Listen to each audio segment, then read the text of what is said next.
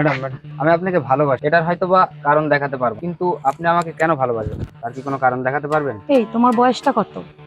আপনার চেয়ে কম, কিন্তু নিজের জীবন সঙ্গী বাছাই করার মতো যথেষ্ট বয়স হয়েছে আমার। আমি অপরিপক্ক কিংবা ইচ্ছে পাকা নই।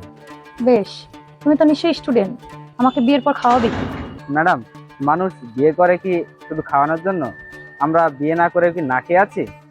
আচ্ছা, তুমি তো খুব পাকনা ছেলে, আমাকে যদি তুমি ভালোবাসো আমার কিছু দায়িত্ব তো তোমাকে নিতেই হবে। ম্যাডাম, আমি আপনাকে শুধু ভালোবাসার দায়িত্বটাই নিব। বিয়ে করা মানে কি শুধু স্ত্রীকে খাওয়ানোর দায়িত্ব নেওয়া? উপজাতিরা তো স্ত্রীরা স্বামীকে উপার্জন করে খাওয়ায়। আমরা উপজাতিও নই, কুসংস্কার ছন্নও নয়। আপনি তো একজন উপার্জনক্ষম নারী, নিশ্চয়ই অন্যেরটা খাওয়া আপনার বিয়ের মূল উদ্দেশ্য নয়। আমি শুধু ভালোবাসার দায়িত্বটাই নিব। তার সুখে আমার সুখ, তার দুঃখে আমার দুঃখ, তার কান্নায় আমার দুঃখ, তার হাসিতে আমার আনন্দ, তার দুঃখে আমার সব থেকে বড় কষ্ট। নিজের ভালোবাসার মানুষটাকে সবসময় ভালোবেসে আগলে রাখতে হয়।